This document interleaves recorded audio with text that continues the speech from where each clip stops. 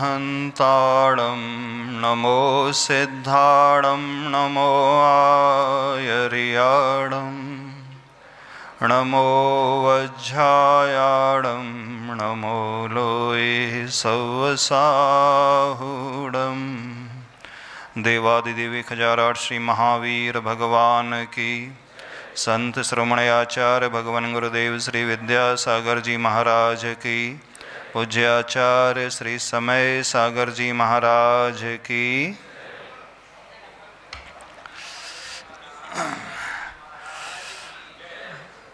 यह वर्कशॉप 2 दिन का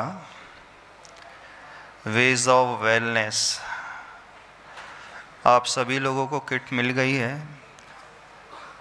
उसमें एक जर्नल होगी, है डायरी है एक, तो उसे निकाल लीजिए। किट किस लिए मिली है? यहाँ पर आप लोग आए हों इस क्षेत्र में, वैसे इंजीनियरिंग कॉलेज के स्टूडेंट्स हो, कोई भी ऐसी धारणा बना करके नहीं आना। ये वर्कशॉप बेसिकली इस तरीके से डिज़ाइन की गई है, जैसे कॉरपोरेट्स में एम्प्लॉइज़ होते हैं, वो अपनी एफिशिएंसी कैसे बढ़ा सकें। आज वर्तमान में हर व्यक्ति मानसिक रूप से बड़ा परेशान रहता है। आज के इस कॉम्पिटिटिव युग में कितना भी एजुकेटेड क्यों ना हो, स्ट्रेस लेवल उसका बहुत बड़ा हुआ सा नज़र आता है, एंग्जाइटी, और वह डिप्रेशन की ओर पहुंच जाता है। इस सेशन की शुरुआत हो उससे पूर्व थोड़ा सा इंट्रोडक्शन कर लेते हैं। कौन कौन सी क्लास के स्टूडेंट्स यहाँ पर आए हैं? फाइनल ईयर के स्टूडेंट्स हैं यहाँ बी के? हाँ, खड़े हो जाएं, थोड़ा सा कॉर्डलेस ले इंट्रोडक्शन दे दें।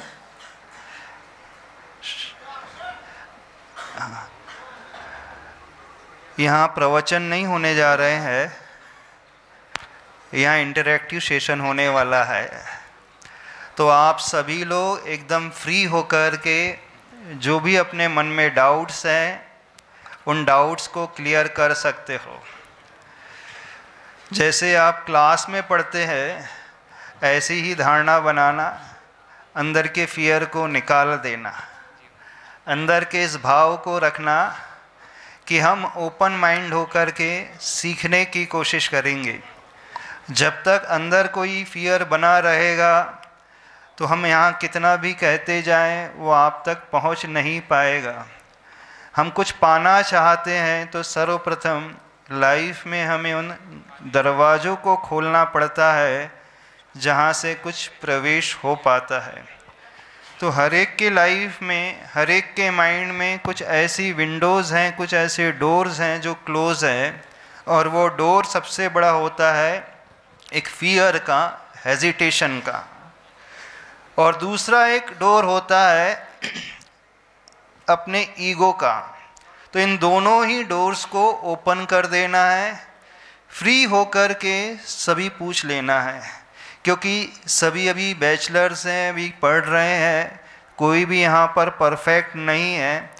तो जो हेजिटेशन मेन होता है कि अदर स्टूडेंट्स अथवा अदर कलीग्स अथवा स्टाफ जो टीचर हैं वो लोग क्या सोचेंगे, अथवा मुनि महाराज हैं वो क्या सोचेंगे। हम तो इंजीनियरिंग कॉलेज में पढ़ रहे हैं, बड़ी कॉलेज में पढ़ रहे हैं, WIT का बहुत नाम है और हमारा कैलिबर ऐसा नहीं है। तो ऐसी धारणा अपने मन से सर्वप्रथम निकाल देना, क्योंकि वही स्टूडेंट अथवा वही पर्सन लाइफ में आगे बढ़ सकता है जो सीखने के लिए तैयार होता है और विदाउट एनी हेजिटेशन एक्सेप्ट करने के लिए तैयार होता है।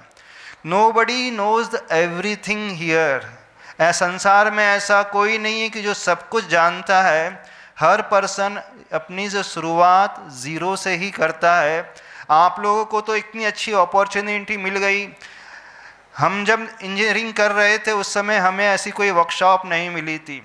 एक सीक्रेट बात बताना चाहते हैं, जिस WIT से आप लोग आए हैं, 1990 में 12th होने के पश्चात सबसे पहला हमारा एडमिशन WIT सोलापुर में ही हुआ था। BARC में हुआ था, पर फिर सेकंड ऑप्शन नागपुर में LIT केमिकल ब्रांच में हो गया था, तो फिर हमने WIT को ड्रॉप कर दिया था और LIT नागपुर में स्टडी की थी इंजीनियरिंग की। तो आप लोगों का यदि ये भाव है कि मुनि महाराज जी सिर्फ धर्म की ही शिक्षा देते हैं, तो इस भाव को निकाल लेना। धर्म यदि आप ये समझ रहे हैं कि शास्त्रों में होता है, पूजा में होता है, मंदिर में होता है, ऐसा नहीं है। धर्म हमारे जीवन के हर मोड़ में होता है और हर समय होता है। धर्म कभी भी मंदिर का नहीं होता है, धर्म तो हमारा इनबिल्ट होता है, धर्म हमारा नेचर होता है। तो जो व्यक्ति अपने नेचर के अनुसार, सही नेचर के अनुसार जीता है, तो वो सबसे बड़ा धार्मिक होता है। और हमारा नेचर एंग्जाइटी करने का नहीं है, टेंशन डिप्रेशन में रहने का नहीं है, फियरफुल होकर के रहने का नहीं है, एकदम उदास बन कर के रहने का नहीं है, नेगेटिविटी से घिरे हुए रहने का नहीं है, अपने भीतर किसी प्रकार के इन्फीरियरिटी कॉम्प्लेक्स को लाने का नहीं है, अथवा सुपीरियरिटी कॉम्प्लेक्स से भरने का नहीं है। नेचर कैसा होना चाहिए? हम हमेशा ओपन रहें कुछ भी सीखने के लिए, नए स्किल्स को सीखने के लिए, नए टैलेंट्स को सीखने के लिए, जहाँ जो मिले उससे हम सीखने के लिए तैयार रहें। और अपने भीतर जो जो भी वीकनेसेस हैं, उन वीकनेस को ओवरकम करने के लिए तैयार हैं, क्योंकि हर संसारी व्यक्ति बहुत सारी कमजोरियों से भरा हुआ होता है। और अभी तो आप इंजीनियरिंग में पढ़ रहे हो, तो आपके भीतर ढेर सारी वीकनेसेस होगी कि नहीं? कौन कौन सी कमजोरी है? आप लोगों के भीतर एक फियर बैठा होगा, अभी हम जो है IITs में नहीं पढ़ रहे, अभी तो हम तो सेमी गवर्नमेंट कॉलेज में कर रहे हैं। IIT में पढ़ने वाले स्टूडेंट्स बहुत अधिक टैलेंटेड होते हैं, वो बहुत अच्छा परफॉर्म करते हैं। हम तो छोटे से गांव से आए हैं। कहाँ से आए हैं आप लोग? छोटे छोटे ही गाँव के होंगे, कोई बड़े बड़े शहरों के नहीं होंगे। तो एक इन्फीरियरिटी कॉम्प्लेक्स प्राय स्टूडेंट्स में आ जाता है कि हम छोटे गांव से आए हैं, हमने स्कूलिंग जो है गवर्नमेंट स्कूलिंग, सरकारी स्कूल से पढ़ाई की है। कुछ ऐसे भी स्टूडेंट होंगे जिन्होंने मराठी अथवा हिंदी मीडियम में पढ़ाई की होगी। कितने ऐसे हैं जिन्होंने 10th तक हिंदी मीडियम अथवा मराठी मीडियम पढ़ाई की है? हाथ खड़े करें। हिंदी मीडियम में पढ़ाई की है। तो एक इन्फीरियरिटी कॉम्प्लेक्स वो भी रहता है आप लोगों को। हाँ, तो घबराने की कोई बात नहीं, हमने भी हिंदी मीडियम से पढ़ाई की थी, उससे कोई फर्क नहीं पड़ता। मीडियम से लाइफ में कुछ नहीं फर्क पड़ता, उससे हमारा टैलेंट होना चाहिए, बस वो मैटर करता है। तो अपने मन से सबसे पहले ये इन्फीरियरिटी कॉम्प्लेक्स निकाल दें कि हम छोटे से गांव से आए हैं इंजीनियरिंग करने के लिए। हमने गवर्नमेंट अथवा छोटी सी स्कूल से पढ़ाई की है, हमें कोई ज़्यादा फैसिलिटीज़ नहीं मिली है, ना हमें अच्छी कोचिंग मिली है, हमारा फाइनेंशियल बैकग्राउंड इतना पावरफुल नहीं है, अथवा हमारे पिता इतने ज़्यादा पढ़े लिखे नहीं हैं, हमारे लिए कोई ऐसा सहयोग करने वाला, सपोर्ट करने वाला नहीं है। ये बहुत बड़े रोड ब्लॉक्स होते हैं हर एक स्टूडेंट्स के प्राय माइंड में, और इन्हीं रोड ब्लॉक्स के कारण वो आगे नहीं बढ़ पाता है। यदि हम जीवन में कुछ ऊंचाइयों को छूना चाहते हैं, तो उन रोड ब्लॉक्स को हमें ही निकालना पड़ेगा। वो रोड ब्लॉक्स किसी और ने नहीं बनाए हैं। आपके माइंड में इस रोड ब्लॉक को किसी और ने बनाया है? जो इन्फीरियरिटी कॉम्प्लेक्स है, यानी जो दीनता का भाव है, हीनता का भाव है कि मैं कुछ नहीं कर सकता हूँ। कितने स्टूडेंट्स को ये भाव आता है कि मैं लाइफ में ज़्यादा कुछ नहीं कर पाऊँगा? हाथ खड़े करें। ऐसी फीलिंग आती है, मैं उतना अच्छे से परफॉर्म नहीं कर पाऊंगा। क्यों? क्योंकि मैं एवरेज स्टूडेंट रहा हूँ, टॉपर नहीं रहा हूँ। 10th और 10th तक तो 70% ही लाता था, अब एकदम से मुझे बहुत टैलेंटेड स्टूडेंट से कंपटीशन फेस करना पड़ेगा। कितने स्टूडेंट्स के मन में ये भाव आता है? घबराओ नहीं, जो आता है बता दो, खड़े होकर के कहता। बहुत सारे लोगों के मन में आता है। और कौन सा इन्फीरियरिटी भाव आता है? अब आप बताओ। हाँ, ओम कॉर्डलेस ऑन कर लो। एक और कॉर्डलेस होगा।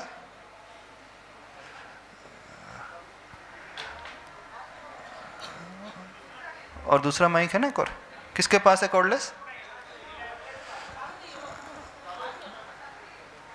हाँ, हेलो, नमस्ते महाराज जी। हाँ, इंट्रोडक्शन देना अपना पहले। नमस्ते महाराज जी, मेरा नाम लक्ष्य जैन है, मैं 4th ईयर में पढ़ रहा हूँ, CSE ब्रांच है बेंगलोर से। बेंगलोर से आप? हाँ महाराज। अच्छा, हाँ।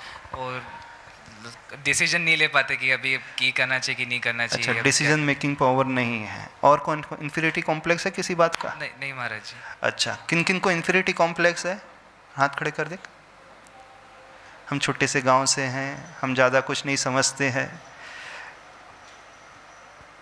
ऐसा तो नहीं है? हाँ। और आपकी वीकनेसेस कौन कौन सी हैं?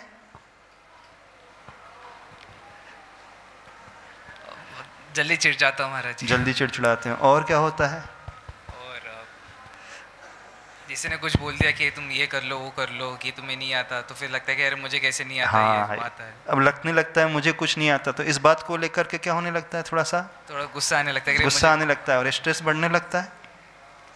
स्ट्रेस जैसे महाराज जी कि मुझे करना ही पड़ेगा अभी। अच्छा, स्ट्रेस से क्या समझते हो पहले तो बता दो आप। How do you define the stress first of all? काम में मन ना लगना, दिमाग खराब होना, बार बार काम में मन ना लगना, दिमाग खराब होने लगना, और भी कुछ है? Stress is the body's and mind's reaction to any demand or challenge.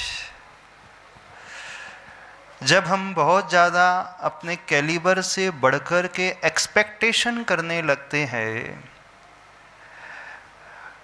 तो हमारे माइंड में ये विचार आने लगता है शायद मैं नहीं कर पाऊंगा, मुझसे ये नहीं हो पाएगा। ये जैसी थॉट आने लगता है फिर एक लूप में वह प्रवेश करने लगता है, वहाँ एंटर करने लगता है। किस किस बात को लेकर के स्ट्रेस होता है? स्ट्रेस मीन्स एक प्रेशर होने लगता है। It's a pressure greater than your resources. Whatever resources जो भी आपके पास हैं उसको देखते हुए एक प्रकार का प्रेशर डेवलप होने लगता है। किन किन बातों को लेकर के प्रेशर होने लगता है? उसके कॉजेस क्या हैं? बताओ, आप बता दो। हाँ, एक कॉर्डेज और दे दो पीछे। हाँ, कौन कौन से कॉजेज हैं? जब भी हम कुछ काम रहता है, हमको पता है कि करना है पर हम नहीं कर रहे तो उसका स्ट्रेस आता है। क्या रे, ये करना है, ये करना है। काम रहता नहीं कर रहे यानी प्रोक्रास्टिनेट करते हो, टालम टोल करते हैं। तो एक हैबिट होती है प्रोक्रास्टिनेशन की, टालम टोल करने की। कैलिबर होते हुए भी व्यक्ति टालता चला जाता है। अब एग्ज़ाम आने वाली है, नेक्स्ट मंथ से शुरू होने वाला है। अब स्टडी कब से शुरू करेंगे? लास्ट मोमेंट का वेट करेंगे, और जहाँ लास्ट मोमेंट का वेट करना शुरू हो जाता है फिर वहाँ से स्ट्रेस आना शुरू हो जाता है कि अब तो टाइम नहीं बचा। इस कारण होता है। हाँ, और कौन से रीज़न हैं? हाँ, बाकी लोग बैठ जाइए, सभी लोग।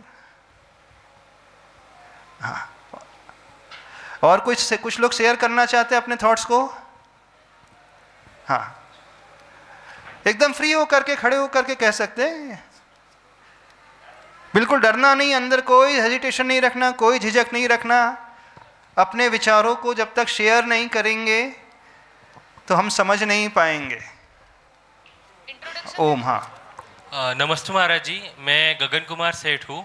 मैं फाइनल ईयर CSE ब्रांच का हूँ और मैं वापी गुजरात से आया हूँ। और मेरा सबसे बड़ा प्रॉब्लम है कि मैं काफ़ी चीज़ों को ओवर थिंक कर लेता हूँ। ओवर थिंकिंग प्रॉब्लम है आपकी। हाँ, और दूसरी चीज़ है कि जब भी हम किसी को अपने से ज़्यादा सक्सेसफुल देखते हैं, हम भी उसकी तरह बनना चाहते हैं लेकिन उसके लिए प्रॉपर गाइडेंस नहीं मिल पाता है। तो एक छोटा सा इन्फीरियरिटी कॉम्प्लेक्स भी है कि उनके जैसा बनना है लेकिन कितनी भी कोशिश करें कुछ हासिल नहीं कर पाते हैं उनकी तरफ, उसको देखते देखते ऐसा कंपैरिजन दूसरों से करने लगना, दूसरों को देख कर के, उसके ऑब्जेक्टिव को देख कर के, उसके लक्ष्य को देख कर के अपने जीवन का लक्ष्य निर्धारित करते चले जाना। हाँ, एक बहुत बड़ा कॉज होता है जब हम अपने कैपेबिलिटी को ना समझ करके दूसरों को देख कर के ही अपना गोल सेट करने लगते हैं, और फिर आप कोप अप नहीं कर पाते, मैच नहीं कर पाते, तो उसके कारण भी एक स्ट्रेस लेवल बढ़ता है।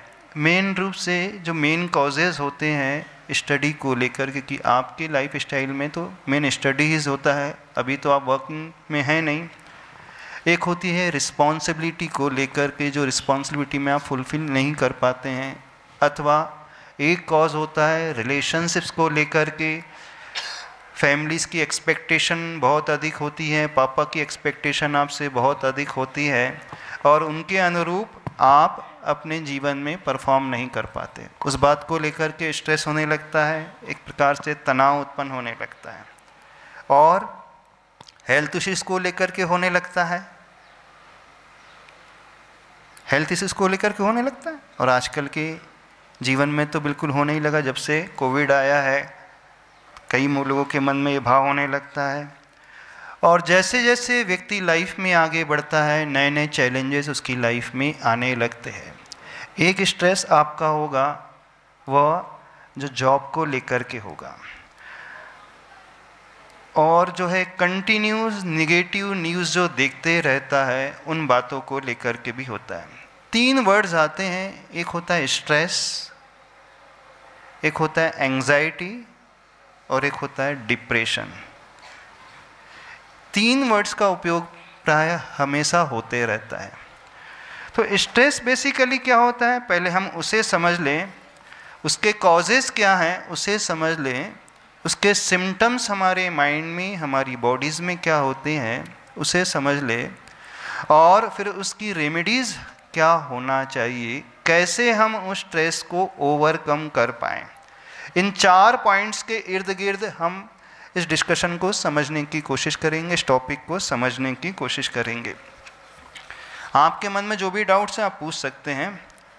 तो stress is the body's natural reaction to the external pressure or the demand, like exam, project deadline, money problem, illness अथवा कॉन्फ्लिक्ट किसी से हो जाता है।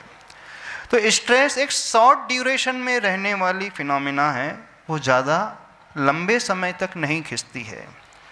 लेकिन जो एंग्जाइटी होती है, स्ट्रेस उसके लिए एक कॉज बन जाता है, एंग्जाइटी के लिए, चिंता के लिए, जैसे हम चिंता कहते हैं।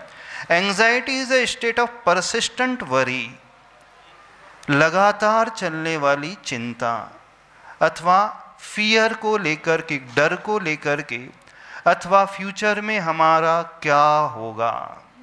और आप में से बहुत सारे लोग एंग्जाइटी के शिकार होंगे। अब फाइनल ईयर के बाद प्लेसमेंट होगा कि नहीं होगा, होगा कि नहीं होगा, ये इसकी एंग्जाइटी सबको लगी रहती है प्लेसमेंट को लेकर के। अब जिनका प्लेसमेंट हो गया है अथवा जो इतने कैपेबल हैं, उनको एक एंग्जाइटी लगी रहती है, अच्छा पैकेज मिलेगा कि नहीं मिलेगा। तो इस बात को लेकर के, और एंग्जाइटी एक फ्यूचर को लेकर के भी हो सकती है जो रियल लाइफ में कभी परसिस्ट करती भी ना हो, तो उस बात को लेकर के एंग्जाइटी होती है। और एक तीसरी स्टेज आती है डिप्रेशन की, ने जिसे कहा जाता है अवसाद। Depression is a mood disorder marked by persistent sadness, hopelessness और loss of interest in daily activities. जब व्यक्ति उदास अधिक रहने लगे, एंग्जाइटी ही जब एक्सट्रीम में पहुंचने लगती है, तो वह डिप्रेशन की ओर संकेत देने वाली हो जाती है। ऐसा व्यक्ति बहुत ज़्यादा नेगेटिविटी से घिर जाता है, उसे अपनी लाइफ में कुछ अच्छा लगता ही नहीं है, और इवन सुसाइडल थॉट्स भी उसके माइंड में आने लगते हैं। वो इतना ज़्यादा निराश हो जाता है, वो अपने से हार जाता है, और वह यह मानने लगता है कि मैं लाइफ में कुछ कर ही नहीं सकता, मेरे भीतर वो क्षमता है ही नहीं, मुझे कुछ समझ में नहीं आता, मेरे भीतर उतना टैलेंट नहीं है, अन्य सारे स्टूडेंट मुझसे बहुत ज़्यादा टैलेंटेड हैं। बार बार जो ये सोचते रहता है, तो ऐसा व्यक्ति डिप्रेशन तक पहुंच जाता है और इसकी अवधि बहुत लंबी होते चले जाती है। तो ये तीनों ही जो केसेस हैं, तीनों ही स्टेज हैं बहुत ही खतरनाक हमारे जीवन में। अब ये होती क्यों है पैदा, बताइए आप लोग। चिंता का भाव क्यों पैदा होने लगता है? चिंता का भाव, तनाव का भाव इसलिए पैदा होने लगता है जब हम अपनी क्षमता का आकलन नहीं करते हुए अपने आप से भी बहुत ज़्यादा एक्सपेक्टेशन करने लगते हैं, अपेक्षाएं रखने लगते हैं, और फिर अपेक्षाओं में उतने जब खरे नहीं उतरते हैं तो एक गहरी चिंता हमें सताने लगती है। एक सबसे बड़ा कारण। दूसरा सबसे बड़ा कारण होता है जब हम दूसरों को देख करके तुलना करने लगते हैं कि वो इतना ज़्यादा कर पा रहा है, उसका पैकेज इतना है, उसको इतना अच्छा जॉब मिल गया है, उसके पास ये कुछ है, उसके पास आईफोन है, मेरे पास कुछ नहीं है। जहाँ कंपैरिजन की बात आती है फिर धीरे धीरे वह व्यक्ति इनके शिकार होने लगते हैं। तो स्ट्रेस के ट्रिगर्स कौन कौन से होते हैं आपकी लाइफ में? कब आपको स्ट्रेस तुरंत पैदा होने लगता है? कुछ ट्रिगर पॉइंट्स भी होते हैं कि नहीं? कौन कौन से होते हैं? एकदम एग्ज़ाम डेट सुना आपने, डेडलाइन आ गई प्रोजेक्ट की सबमिट करने की, अथवा ऑल ऑफ सडन कोई बीमारी आ गई, अथवा घर से कोई ऐसा समाचार सुन लिया, अथवा कोई फाइनेंशियल प्रॉब्लम आ गया, कुछ भी सुन लिया, तो तात्कालिक मन में ये भाव पैदा होने लगता है। जब जब ये फीलिंग्स पैदा होने लगती है तो उस समय फिर आपका मन कैसे रिस्पॉन्ड करता है? कौन कौन से विचार आपके मन में आने लगते हैं? तो व्यक्ति की बॉडी दो तरीके के रास्तों को अपनाने की कोशिश करती है। One is flight option, other is fight option. या तो हम सब छोड़ करके भाग जाएं अथवा फाइट करना सीखें। तो जब फ्लाइट और फाइट ऑप्शन आने लगे तो उसमें समझना कि हम स्ट्रेस से एकदम प्रभावित होने लगे हैं। पर स्ट्रेस हमेशा खराब ही होता है ऐसा नहीं। दो प्रकार के स्ट्रेस होते हैं, एक पॉजिटिव स्ट्रेस भी होता है, एक नेगेटिव स्ट्रेस भी होता है। यदि पॉजिटिव स्ट्रेस ना हो तो हम लाइफ में कुछ कर ही नहीं पाएंगे। स्ट्रेस पॉजिटिव होना बहुत ज़रूरी भी है। आपको लगना चाहिए मुझे प्रोजेक्ट जल्दी कंप्लीट करना है, आपको ये लगना चाहिए एग्ज़ाम आ रही है अच्छे से प्रिपरेशन करना है, आपको लगना चाहिए इंटरव्यू की डेट्स आ रही हैं, कंपनीज आ रही हैं प्लेसमेंट के लिए, तो मैं अपना टेक्निकल पूरी ग्राउंड प्रिपेयर करूं, इस प्रकार से अपनी पर्सनालिटी को इस प्रकार से डेवलप कर सकूं ताकि इंटरव्यू अच्छे से फेस करूं। तो ये जो तैयारी होती है ये पॉजिटिव स्ट्रेस कहलाती है। यदि कोई व्यक्ति ये ना सोचे तो फिर तो एकदम आलसी हो जाएगा, कुछ कर नहीं पाएगा।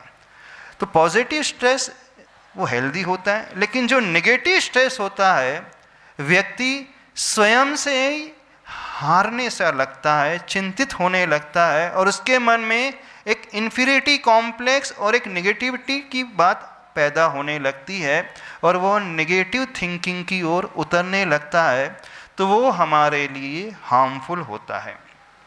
जब ऐसी स्थिति आ जाती है तो हमारी बॉडी में क्या क्या चेंजेस आते हैं, स्ट्रेस के साइड इफ़ेक्ट्स क्या क्या होते हैं पता है आप लोगों को? आप लोगों ने कुछ पढ़ा है कि नहीं पढ़ा? क्या होगा, सबने महसूस तो किया होगा। आपकी बॉडी में क्या क्या चेंजेस आते हैं, कौन हमें बताएगा? जब बहुत ज़्यादा आप तनाव से घिरे हुए होते हैं क्या होता है आपकी बॉडी में? हाँ, खड़े होकर के बोलो। मानसिक संतुलन बिगड़ने लगता है। मानसिक संतुलन। और क्या होता है? और जो हमारा फिजिकल जो भी रहता है, फिजिकल हमारी बॉडी, हम कुछ भी अच्छे से नहीं कर सकते, हम बहुत ही ज़्यादा नर्वस रहते हैं।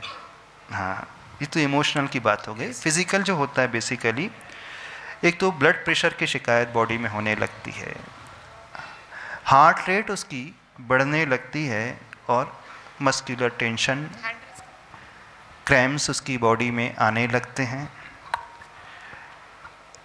एक डाइजेशन का प्रॉब्लम उसे शुरू हो जाता है और उसका इम्यून सिस्टम जो है प्रॉपरली वर्क नहीं करता है। जब भी आपको लगे कि आपका डाइजेशन सिस्टम प्रॉपरली काम नहीं कर रहा है, भोजन अच्छे से नहीं पच रहा है, तो समझना ये डायरेक्टली रिलेशनशिप्स हमारे माइंड से होती है।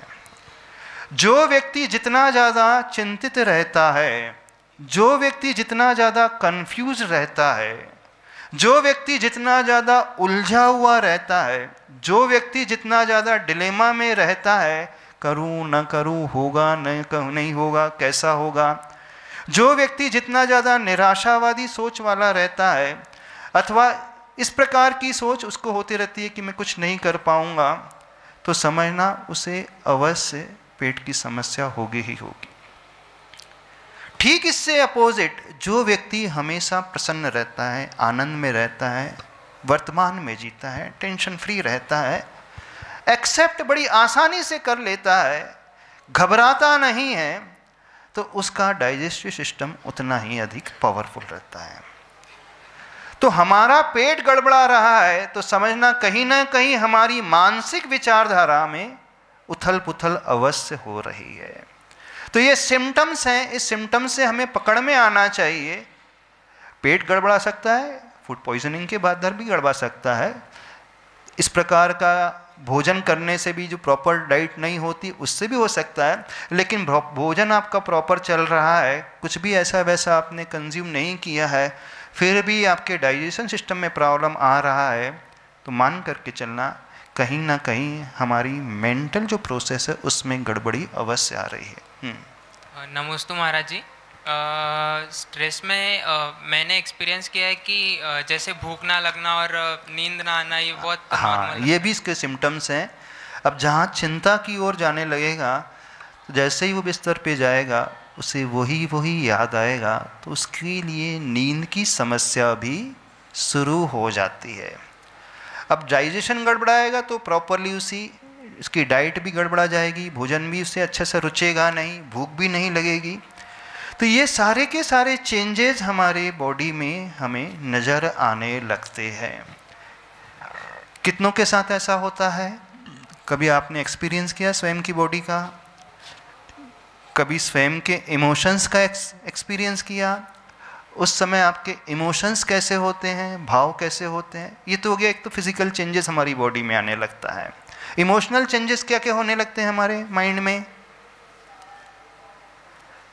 कुछ भी अच्छा सा नहीं लगता है, एक सैडनेस उसे घेरने लगती है, एक फियर का भाव उसके भीतर पैदा होने लगता है, और एक इन्फीरियरिटी कॉम्प्लेक्स, कोई भी कार्य करने के लिए वो पहल करने से पूर्व कई बार सोचने वाला होता है, और उसके मन में ये विचार ज़्यादा आने लगता है कि शायद मैं कर ही नहीं पाऊंगा।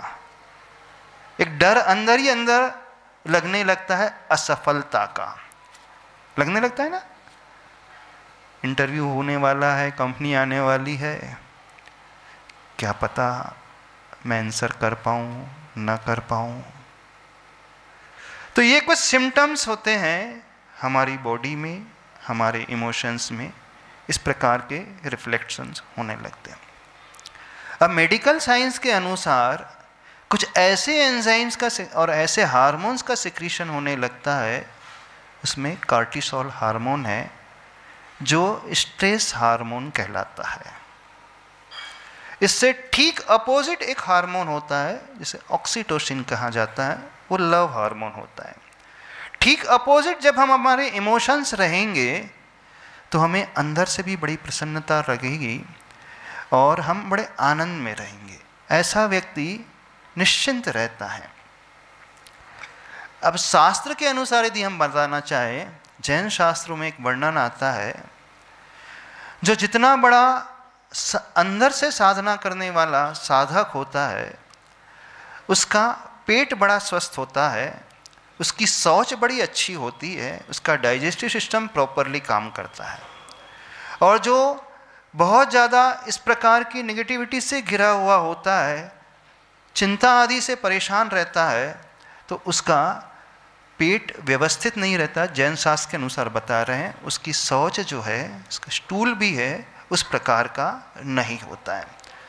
तो कहने का अभिप्राय, हमारा माइंड और हमारा डाइजेस्टिव सिस्टम अथवा हमारा स्टमक दोनों एक दूसरे से रिलेटेड होते हैं। इसलिए हमारे पेट को अथवा हमारे स्टमक को एक सेकंड ब्रेन कहा जाता है। हमारा एक ब्रेन यहाँ रहता है वो तो ठीक है, लेकिन हमारी बॉडी का जो डाइजेस्टिव पैटर्न है, स्टमक का हिस्सा है, वो सेकंड ब्रेन कहा जाता है। आयुर्वेद के अनुसार बीमारी का जन्म पेट खराब होने से होता है और पेट खराब होने की स्थिति मन खराब होने से होती है। तो यदि हमें शारीरिक बीमारी हो रही है तो नियम से उसकी शुरुआत पेट से, और पेट की बीमारी की शुरुआत हमारे मन से होती है।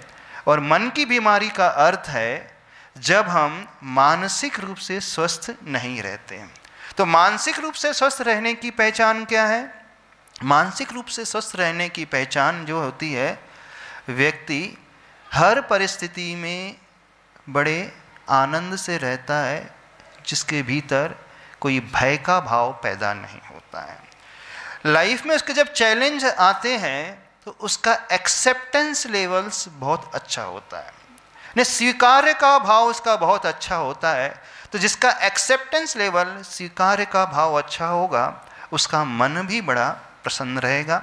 उसके भीतर अपने आप एक कंपैशन की भावना रहती, करुणा का भाव रहता है। तो जिस व्यक्ति के भीतर एक करुणा का भाव होता है, क्षमा उसके भीतर आ जाएगी और वह अपने अहम को कंट्रोल करके रहने वाला होगा। मानसिक स्वस्थता का अर्थ है व्यक्ति विनयशील रहेगा, उसका अभिमान ज़्यादा आगे आड़े नहीं आएगा। व्यक्ति छोटे छोटे निमित्त को लेकर के तुरंत रिएक्ट करने वाला नहीं होगा, क्षमा स्वभाव वाला होगा और वह वर्तमान में जीने वाला होगा। वह सपने तो देखेगा ऊंचे, लाइफ में कुछ पाने के सपने देखेगा, कुछ करने की भावना रखेगा, अच्छे अच्छे सपने देखेगा, लेकिन उसके सपने जो हैं अपने कैलिबर के अनुसार होंगे। वो दूसरों से तुलना करके अपने सपनों को नहीं बनाएगा।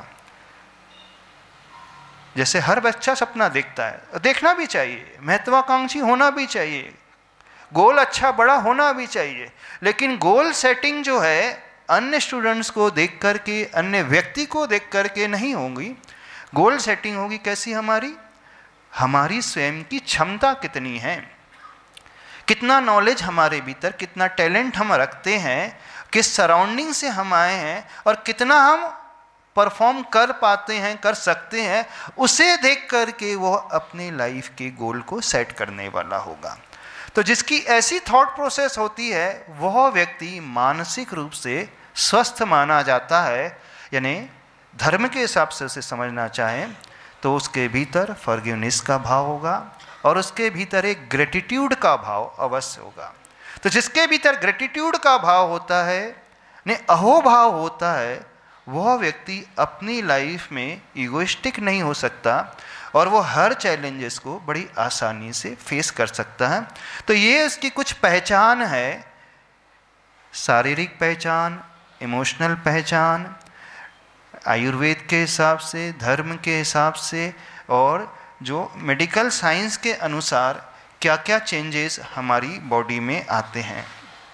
बात कुछ समझ में आ रही है कि नहीं समझ में आ रही है आप लोगों को? कोई डाउट तो नहीं है? कुछ पूछना तो नहीं है? कुछ पूछना हो तो खड़े होकर के पूछ सकते हैं। अब देखना, हाँ कुछ कहना। अब मेन हमें जो समझना है, देखो ये प्रॉब्लम, ये तो सब सारी प्रॉब्लम्स की बातें हैं और हर एक की लाइफ में स्ट्रेस वाली सिचुएशन आएगी आएगी। ऐसा कोई भी इंसान नहीं है दुनिया में जिसके जीवन में स्ट्रेस वाली सिचुएशन ना आती हो, चाहे आप हो चाहे हम हो, कोई भी, चाहे छोटे से छोटा व्यक्ति हो चाहे बड़े से बड़ा व्यक्ति हो, हर एक के जीवन में ऐसी कई बार स्थितियां निर्मित होती हैं जब उसे तात्कालिक स्ट्रेस हो ही जाता है और वह एंग्जाइटी की ओर भी जाने लगता है। तो हम उसे नहीं बदल सकते। यदि हम ये एक्सपेक्ट करके चलें कि मैं अपने आप को ऐसा बना लूं कि मेरी लाइफ में कभी ऐसी सिचुएशन ही क्रिएट ना हो कि मुझे एंग्जाइटी तात्कालिक ना हो, स्ट्रेस लेवल ना हो, इम्पॉसिबल, संभव ही नहीं, किसी के साथ नहीं हो सकता, ना हो सकता, ना हुआ और ना होगा, सबके साथ होता है। अब वो सिचुएशन हमारे हाथ में नहीं है, या यूं हम कहें परिस्थिति कैसे निर्मित होगी ये हमारे कंट्रोल में नहीं रहती है। अब हमारे कंट्रोल में क्या है, अब उसे हम समझने की कोशिश करें।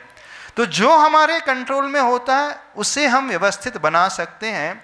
तो उसे कंट्रोल करने के लिए अब मेन आवश्यकता है रेमेडीज़ की, अर्थात हमें इन सिचुएशन में अपने परिणामों को कैसे संभाल करके रखना है, क्या हमें करना चाहिए और किससे हमें बचना चाहिए। ठीक है, तो वो आपको एक जर्नल दी है, जर्नल खोल लीजिए।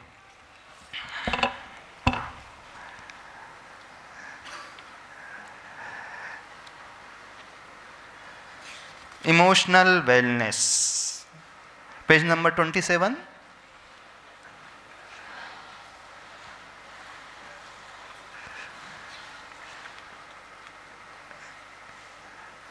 बड़े अच्छे से जर्नल डिज़ाइन की गई है।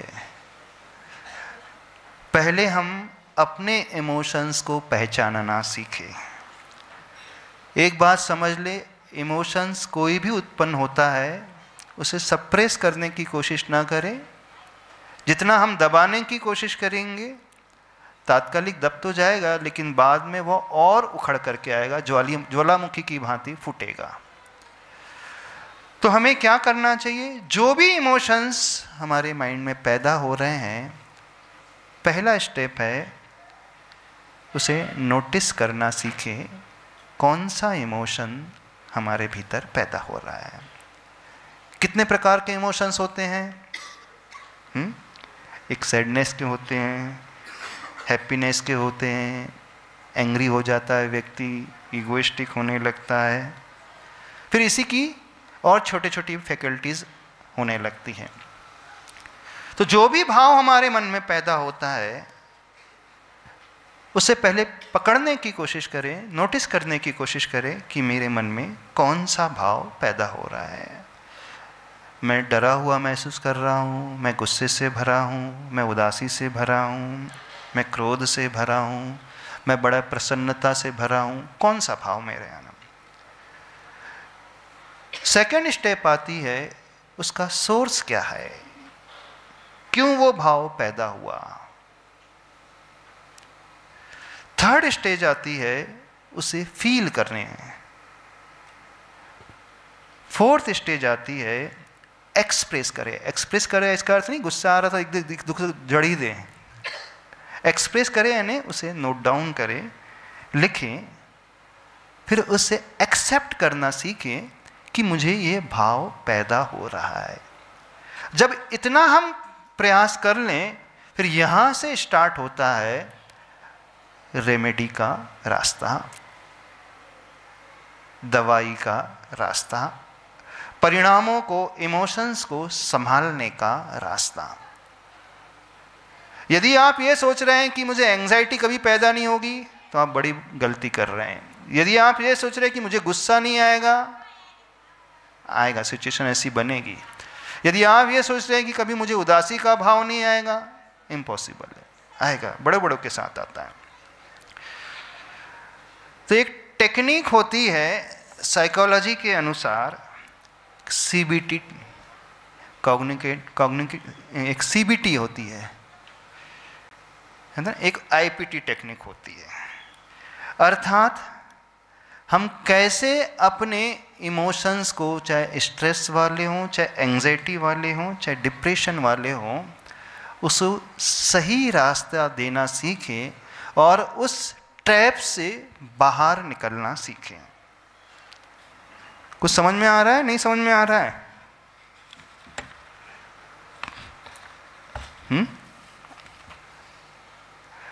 तो पेज नंबर 30 निकाल लो। When stress or anxiety arises, pause and come to this page. अर्थात first stage, take 5 slow deep breaths. हमने क्या अभ्यास, कौन सी प्रैक्टिस की, अभी क्या अभ्यास किया? पहले अपने आप को पढ़ने का अभ्यास किया। होता यह है कि हम परिस्थितियों से इतना प्रभावित हो जाते हैं कि अपनी ओर दृष्टि लाते ही नहीं। होता है ना, सबके साथ होता है। कोई भी सिचुएशन बनती है, आप उसी में बहते चले जाते हो और अपना अध्ययन नहीं करते हो। आपको ये तो समझ में आ गया ना क्या क्या अपने भीतर फीलिंग्स पैदा होती हैं, इमोशंस पैदा होते हैं। डिफिकल्ट तो नहीं लग रहा? यदि कठिन लग रहा हो तो बता दो, थोड़ा सा इजी कर दो उससे। खड़े होकर के पूछ लो। हाँ, आप ये तो नोटिस कर सकते हो कि नहीं कि मेरे माइंड में कैसे विचार आ रहे हैं। गुस्से के भाव को पकड़ सकते हो कि नहीं? गुस्सा आ रहा है, समझ में आता है ना गुस्सा आ रहा है। उदास हो रहे हो, समझ में आता है कि नहीं आता उदास हो गया हो। एग्जाम आ रही है अभी, चिंतित हैं आप, समझ में आ जाता है।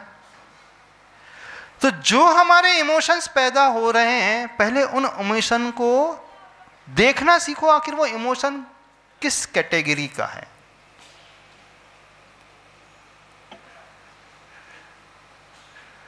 उसी की प्रोसेस यहां बतलाई जा रही है। और उससे ऊपर उठने के लिए क्या हमें अपनी लाइफ में करना चाहिए।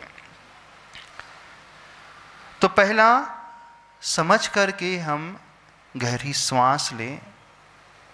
5 बार ले सकते हैं, अथवा 4-7-8 एक टेक्निक होती है। 4 सेकंड तक श्वास ले, 7 सेकंड तक रोके और 8 सेकंड में उसे बाहर धीरे धीरे निकालना सीखें। जैसे ही दृष्टि हमारी श्वासोच्छ्वास की ओर आने लगती है, तो हम अपने मन को वहां से हटा करके यहां लेकर के आ जाते हैं। दूसरी स्टेज आती है, जो भी हमने समझा अब उसे नोट डाउन करें, पेपर में लिखें।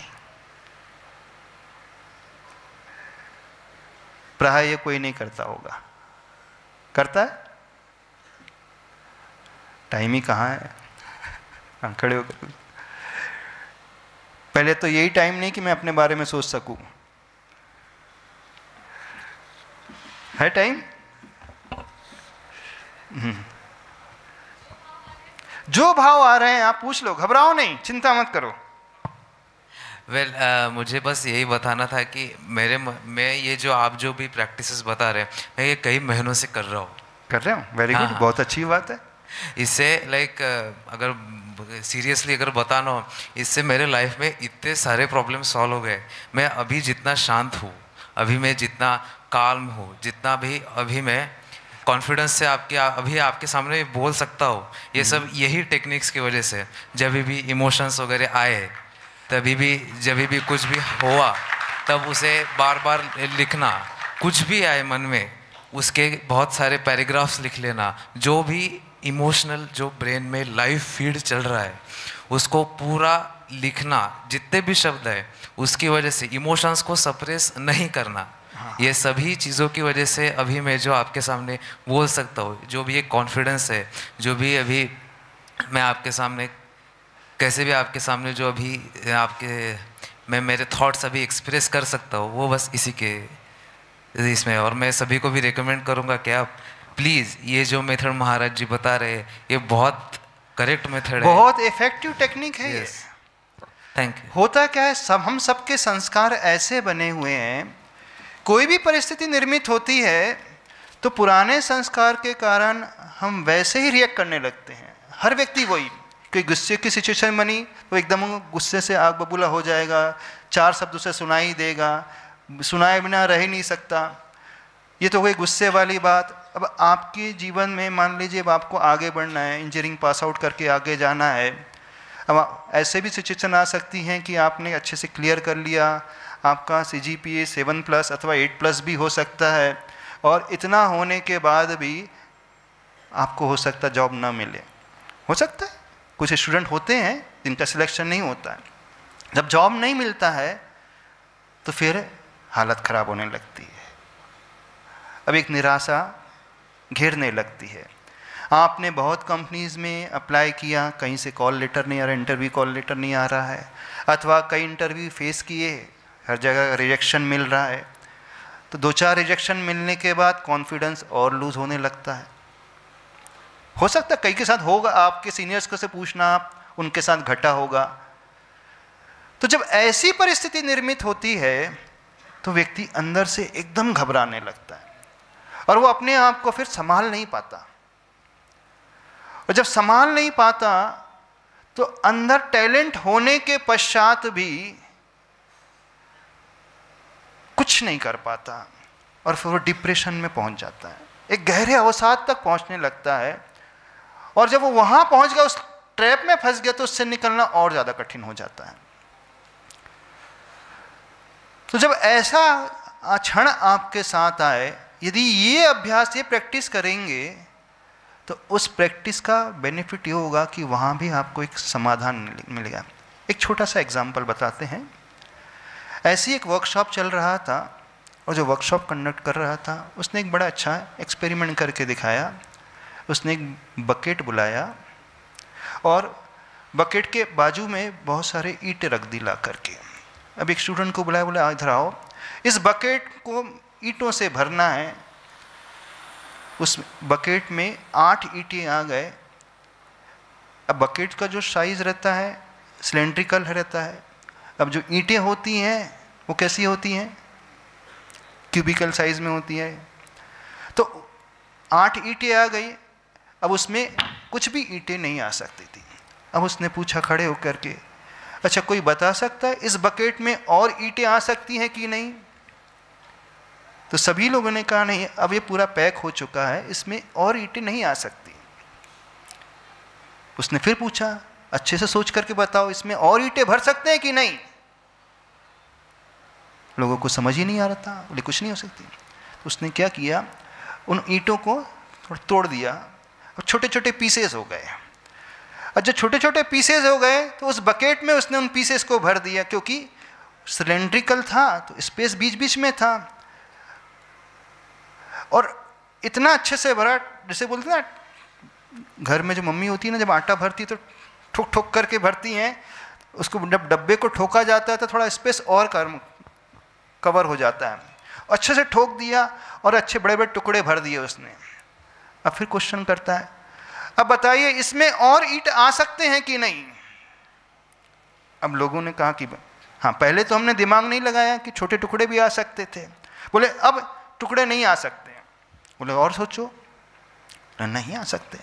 फिर उसने क्या किया, एकदम बारीक फाइन कर लिया उसको, वो जैसे रेती होती है, रेती जैसे उसने फाइन पाउडर को भर दिया।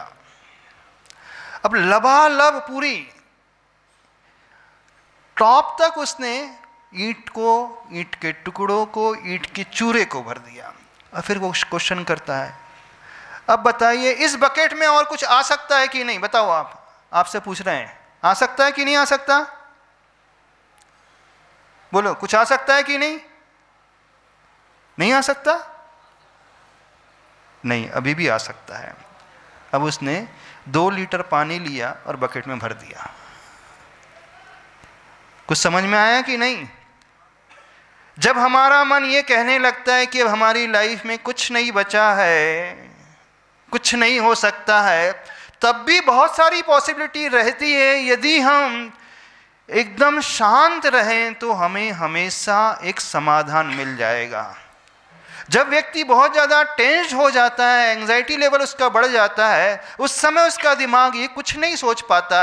और यदि उस समय ये प्रोसेस वो करेगा तो बहुत शांत रहेगा। उसी समय उसे कोई ना कोई रास्ता अवश्य नजर आएगा। कई बार इतना करने के बाद भी सिचुएशन और ज़्यादा विकट हो जाती है, जब हम अंदर से एकदम थक जाते हैं, बोलने लगने लगता है अब कुछ बचा ही नहीं हमारी लाइफ में। तो भी मान करके चलना, यदि हम और पीसफुल अपने आप को रखें, वहाँ पे भी रास्ता निकलता है। जैसे पहले ईंट भरने के पश्चात ईंट के टुकड़े आ गए, फिर ईंट का चूरा आ गया, फिर उसके बाद पानी भी आ गया और लबालब भर गया। अब बताओ इसमें और कुछ आ सकता है कि नहीं? हाँ, उसमें सुगंधित जल आ सकता है, सेंट डाल सकते हैं उसमें, फ्रेग्रेंस उसमें डाल सकते हैं। बात कुछ समझ में आ रही कि नहीं? जब जब हमें ऐसा लगने लगे कि हमारा कहीं सिलेक्शन ही नहीं हो रहा है, 4 इंटरव्यू फेस कर लिए, हर जगह रिजेक्शन मिल रहा है, अब मन टूट जाता है, बोला मैं कहीं इंटरव्यू दूंगा ही नहीं, तो भी नहीं घबराना। तो क्या करना? अगली स्टेप आती है, देखो अब हम उसे नोट डाउन करें, पेज नंबर 32 निकालें। Step number 5, shift your attention, gratitude check. Write 2-3 things you are thankful for the today.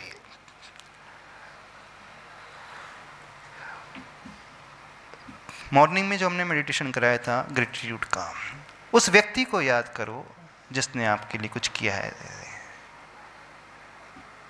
Next step, अब हमने निराशा ने एकदम घेर लिया है, अब हमें पॉजिटिव सेल्फ टॉक करना है, अर्थात पॉजिटिव एफर्मेशन अपने आप से ही कहना है, नहीं, आई कैन डू दिस, मैं कर सकता हूँ, आई एम कॉन्फिडेंट, मैं पूर्ण विश्वास से भरा हूँ, भले ही 4 बार हार गया हूँ लेकिन नहीं, 5वीं बार मैं कर लूँगा। I can betterly handle this situation. जो भी आपके मन में आए, मराठी में आए, हिंदी में आए, संस्कृत में आए, इंग्लिश में आए, जिस भाषा में आए, नहीं मैं ऐसे से कर लूँगा, अब मैं नहीं टूटूंगा, अब नहीं हारूंगा, अब फेस कर लूँगा। कई बार ऐसा होगा, कई लोगों ने किया भी होगा ये अभ्यास, फिर भी कुछ नहीं होता है ना ऐसा। आप लोगों का कि महाराज जी ये सब प्रवचन की बातें होती हैं, जो स्पीकर आता है वो समझा जाता है, लेकिन जिस पर बीतती है वही जानता है। जिसका इंटरव्यू में सिलेक्शन नहीं हो रहा है, 5 बार रिजेक्ट हो गया, वही जानता है। जब ऐसी सिचुएशन आने लगे, यानी हम स्वयं अपने आप को नहीं संभाल पा रहे हैं, तो फिर किसी एक्सपर्ट का गाइडेंस ले लो, अर्थात उससे मिलो और अपनी प्रॉब्लम उससे शेयर करो, फिर वो बताएगा कि कमी कहाँ रह रही है। रिजेक्शन हो रहा है, इसका अर्थ है कहीं ना कहीं कमी तो है। सिलेक्शन नहीं हो रहा है, इंटरव्यू में पास नहीं हो रहे हैं, कॉन्फिडेंस नहीं होगा, टेक्निकल स्किल्स नहीं होगी, अथवा जो लिखा है आपने सीवी में उसके अनुसार आपका स्कोर नहीं होगा, आपने लिख तो बहुत कुछ दिया होगा।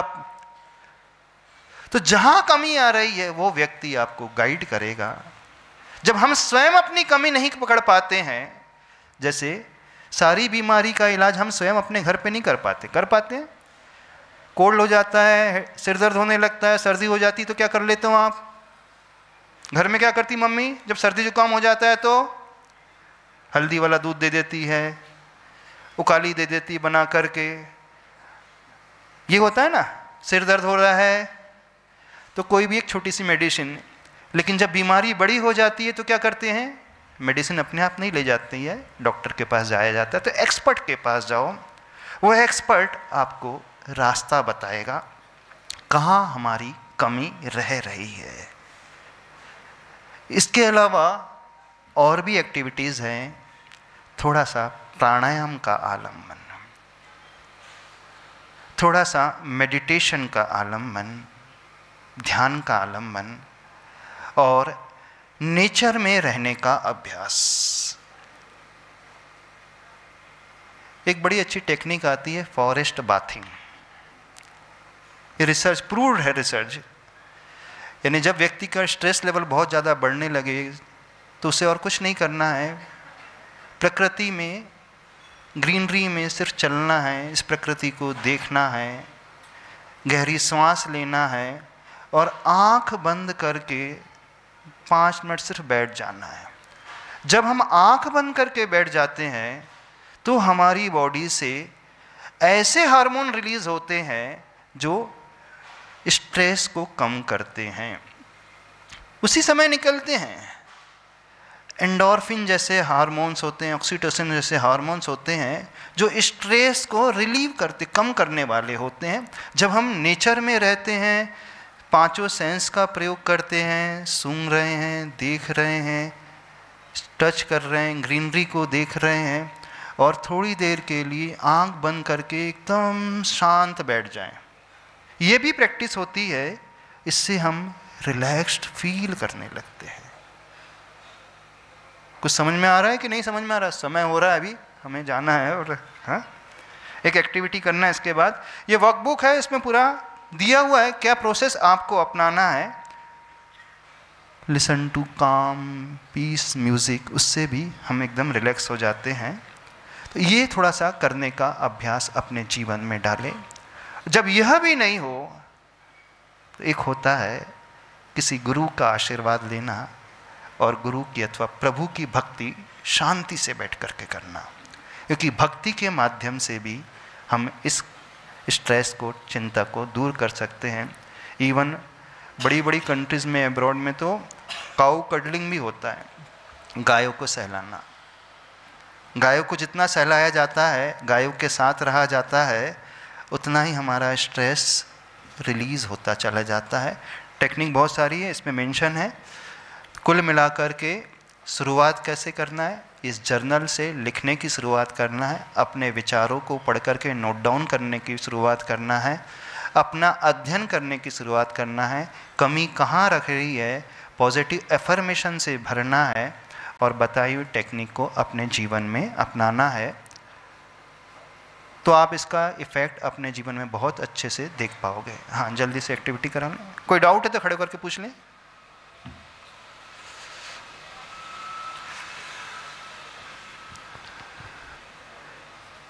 किसी कुछ पूछना तो नहीं है? एकदम शांत बैठे हैं सब। हाँ, खड़े हैं, कॉर्डलेस जल्दी। एक दो वॉलंटियर हम आगे आ जाए। नमोस्तु महाराज श्री। मैं दिव्यांश जैन गया से हूँ। मैं ये पूछ रहा था कि महाराज श्री, कैसा अगर हमें गुस्सा तो कहीं पे भी आ सकता है, मान लीजिए कि हम ऐसे कहीं जगह पे रहे कि हम अपने विचार को नोट नहीं कर पाए उधर, तो फिर उस वक्त क्या करें? उस वक्त नहीं, ये प्रैक्टिस शांत होकर के डेली करना है 10 मिनट।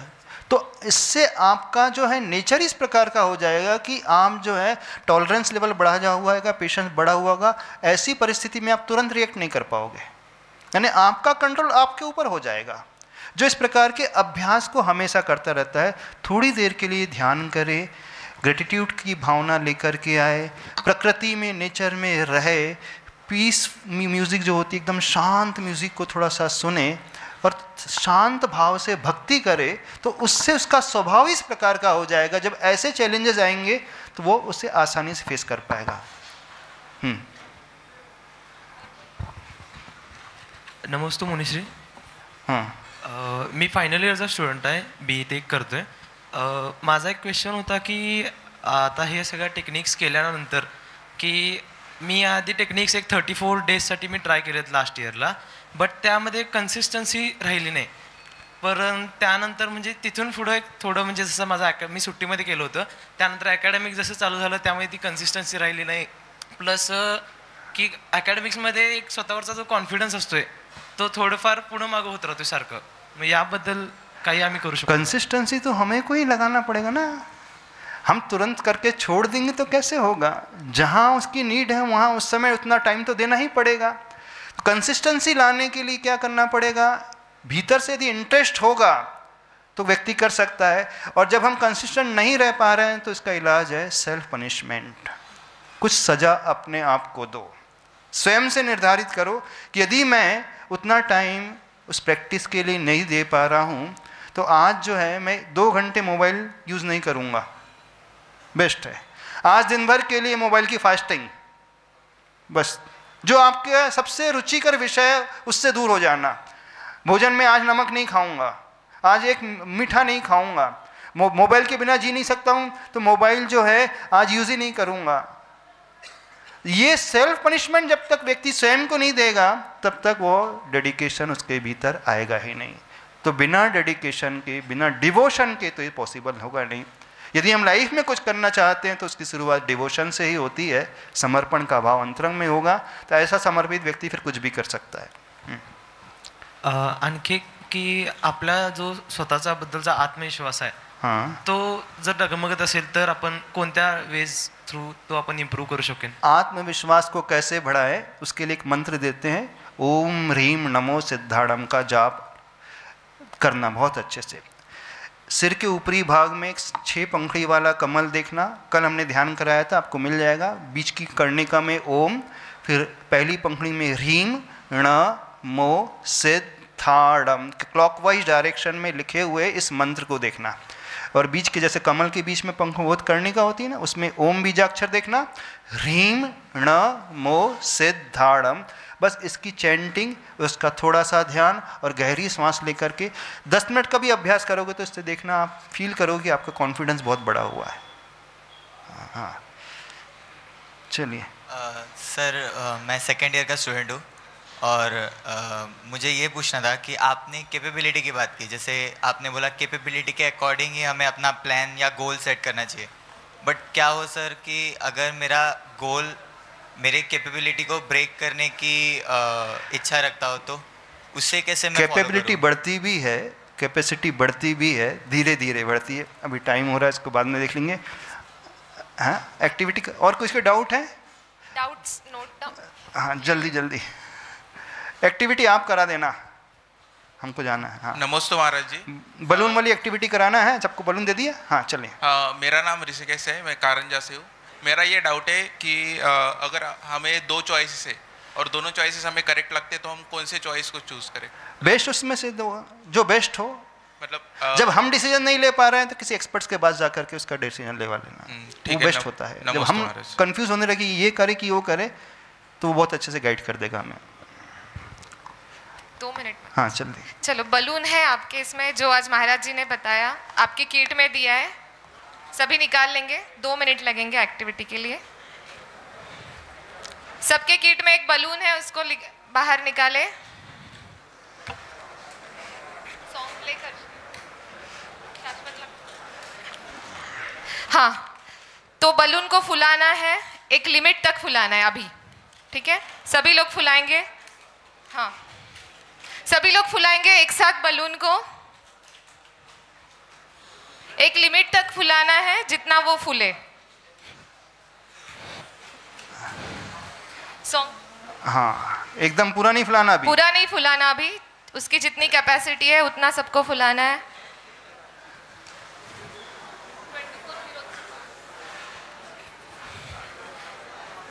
फुला लिया सबने? यस, हाथ में रखिए सभी लोग। सबका हो गया लास्ट तक? जितना फुला सकते जितना फुला सकते हैं अच्छे अभी उतना ही फुला लो। अच्छे सब लोग ऊपर दिखाएंगे मुझे एक बार। बलून सबके पास है फुला हुआ? वेरी गुड, बहुत अच्छा। वेरी गुड, बहुत बढ़िया। अभी मेरे लेफ्ट इस साइड के जो लोग हैं उसको और फुलाएंगे। मैं जैसे जैसे एक एक स्ट्रेस का नाम लेते जाऊंगी, आपको बलून को और फुलाना है, ठीक है? इस साइड के जो लोग हैं, जैसे जैसे मैं यहाँ से एक एक स्ट्रेस का नाम लूंगी, आपको उसकी हवा रिलीज करनी है धीरे धीरे, एकदम से नहीं, ठीक है? आया समझ में? मैं एक एक स्ट्रेस का नाम लूंगी, आपको फुलाना है और फुलाना है। हाँ, जो राइट साइड वाले वो फुलाएंगे और लेफ्ट साइड वाले उसको रिलीज करेंगे, रिलीज करेंगे धीरे धीरे। रेडी? एग्जाम का प्रेशर, हाँ थोड़ा फुला लो। हाँ, फेल होने का डर, करियर का कंफ्यूजन, कंपटीशन, हाँ, फुलाओ और फुलाओ। हाँ लेफ्ट वाले रिलीज करना थोड़ा थोड़ा। फियर ऑफ मिसिंग आउट, दूसरे को देख के फियर करना, मैं मिस कर रहा हूँ। स्क्रीन का एडिक्शन, और फुलाओ। मेरे दोस्त पे ब्रांड है, ब्रांड का मोबाइल है, मेरे पास नहीं है, और फुलाओ अच्छे से। कूल दिखने का प्रेशर, डेटिंग का प्रेशर, फूट गया एक का। और फुलाओ और फुलाओ। रिलेशनशिप का प्रेशर, फैमिली के एक्सपेक्टेशन, फ्रेंडशिप की कन्फ्लिक्ट, डेटिंग की प्रॉब्लम, लोनलीनेस, ओवरथिंकिंग, एग्जाम का प्रेशर, पैसे जल्दी कमाने का प्रेशर,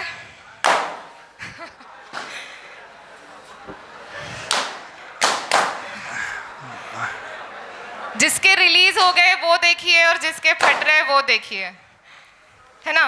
तो जिस प्रेशर के कारण, जिस प्रेशर में हम जीते हैं, जैसे अभी महाराज जी ने बताया, बताइए क्या बताना चाहते थे हम इस एक्टिविटी से? जितने आपके एक्सपेक्टेशन बढ़ते चले आ रहे हैं उससे वो एक स्टेज वो आ जाएगी, फूट जाओगे आप भी बलून की भांति, कहीं के नहीं रह जाओगे। तो बस ये एक्टिविटी से हमें ये समझाना था जो आज महाराज जी ने यहाँ पे आपको बताया। आपकी हालत भी इस बलून जैसी नहीं हो, है ना, स्ट्रेस के कारण ये कहीं बर्स्ट ना हो जाए, बस इसे हमें संभालना है। और जिन्होंने रिलीज किया उनको क्या लगा, जो जिस मेथड आज महाराज जी ने बताई है उससे अगर स्टेप बाय स्टेप रिलीज करोगे तो ये नौबत नहीं आएगी।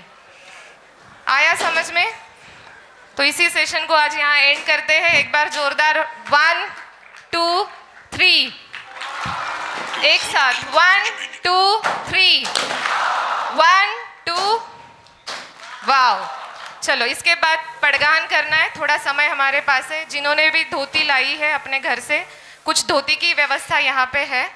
कुछ लोग शायद आज आहार देंगे, कुछ लोग कल देंगे। तो जिनकी इस धोती की व्यवस्था है 15-20 मिनट का समय है, तुरंत